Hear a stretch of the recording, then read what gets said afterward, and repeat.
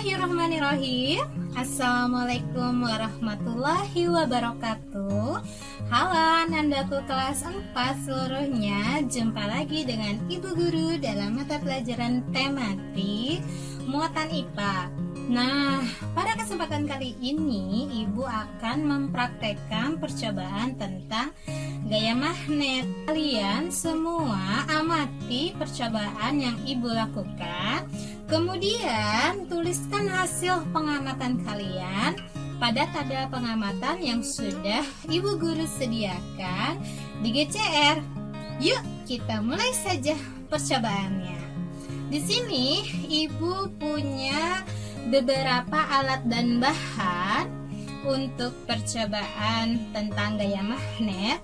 Tentu saja yang pertama Ibu punya 2 buah magnet. Ada 2 buah magnet di sini. Magnet ini terdiri dari 2 kutub. Ada kutub utara, north. Di sini ada lambangnya N ya. Ini yang warna merah N. Dan ada kutub selatan, south. Ya, di sini lambangnya S. Kutub utara berwarna merah dan kutub selatan berwarna biru. Nah, kedua kutub ini jika didekatkan maka ada 2 kemungkinan. Yang pertama bisa saling tarik-menarik dan yang kedua bisa tolak-menolak. Bagaimana jika tolak-menolak? Ternyata kedua kutub ini akan saling tolak-menolak jika kutubnya sama. Misalkan yang warna merah ya, Ibu dekatkan ke warna merah lagi. Nah, dia akan tolak menolak. Terlihat ya berputar. Sedangkan jika dengan kutub yang berbeda, ini merah sama biru, maka dia akan tarik menarik. Kita ulang lagi ya. Kalau dengan yang merah sama kutubnya, dia akan tolak menolak. Lihat, dia akan berputar. Tuh, nggak bisa. Sedangkan yang berlainan tarik menarik.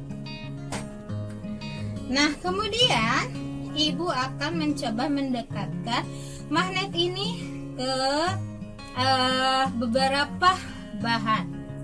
Yang pertama, Ibu punya serbuk besi. Serbuk besinya ada di dalam wadah ya. Di sini, coba kita buka wadahnya.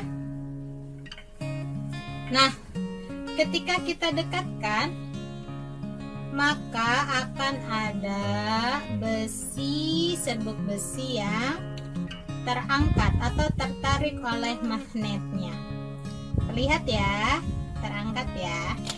Nah, Bu, bagaimana kalau misalkan kita menariknya tidak langsung magnetnya masuk ke dalam wadah, tapi coba kita menariknya di luar wadah. Ini di wadahnya, Ibu tidak masukkan magnetnya ke dalam wadah tadi ya. Kalau tadi terlihat langsung tertarik. Kita coba menariknya di luar wadah. Wadahnya berupa wadah plastik ya. Apakah tertarik? Wow, ternyata tertarik.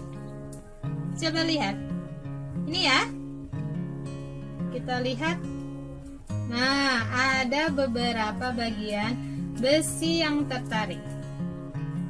Terlihatnya ada warna hitam ya di layar ya. Dia tertarik. Ada yang tertarik. Kenapa demikian?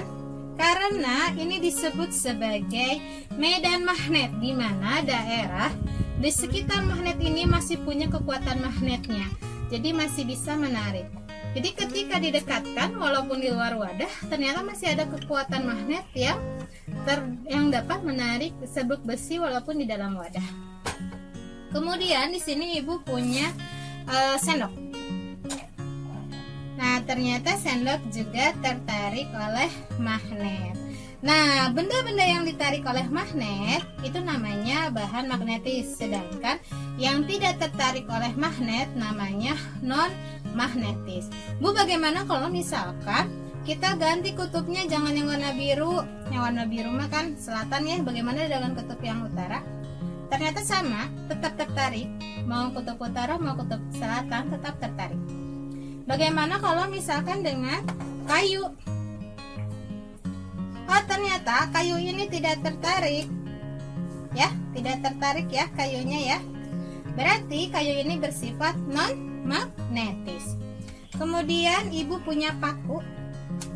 Nah, ternyata paku juga tertarik, berarti dia magnetis. Kemudian ibu pengen menguji apakah masih ada kekuatan medan magnet di sekitar paku. Kita lihat. Wow, ternyata masih ada kekuatan medan magnetnya di sekitar paku ini. Kenapa? Karena dia bisa menarik penitik. Coba kalian lihat ya. Jadi penitik ini ternyata ditarik oleh paku. Kenapa? Karena dia pun terbawa atau memiliki medan magnet dari magnet yang ada di atasnya. Jadi walaupun penitiknya tidak langsung terkena dengan magnet, tapi dia tetap tertarik. Kenapa? Karena ini yang kita sebut sebagai medan magnet, di mana daerah di sekitar magnet yang masih memiliki kekuatan magnetnya. Ya, ini paku. Kemudian kita dekatkan, ternyata dengan penitik dia tetap menempel. Ya, tetap tertarik oleh magnet. Berarti paku dan juga penitik merupakan bahan magnetis. Terus bagaimana kalau misalkan kita ingin menarik kembali yang lain, misalkan dari penitik ini pengen menarik ini apa? Hektar ya, isi hektar. Ternyata tidak tertarik. Nah, ini berarti kekuatan magnetnya atau medan magnetnya sudah melemah, walaupun masih ada sedikit sih ya. Ada sedikit seperti tertarik sedikit, hanya lemah sekali kekuatannya. Ada sedikit terangkat. Nah, ada sedikit tertarik, hanya lemah. Artinya medan magnetnya sudah lemah, tapi dia bergerak, lihat. Nah, ada ya, terangkat sedikit. Masih ada medan magnetnya, hanya lemah, kecil. Ternyata tidak bisa terlalu jauh ya medan magnetnya ya. Nah, gitu ya. Oke. Kemudian ibu di sini punya kartu perdana. Kartu perdana ternyata dia non magnetis. Walaupun kita lihat seperti logam ya. Di ininya bagian apanya yang bisa dibacanya, ternyata dia non magnetis. Kemudian ibu punya uang koin. Ini uang 200 ya, 200 yang sekarang tahun 2008. Ternyata tidak tertarik.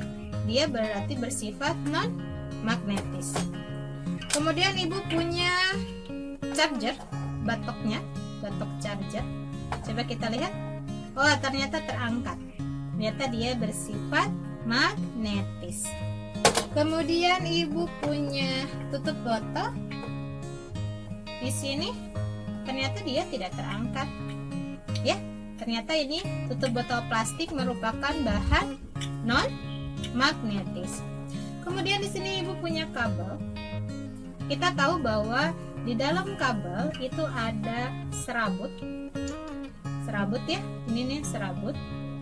Serabut ini terbuat dari logam tembaga. Apakah dia dapat tertarik oleh magnet? Coba kita lihat.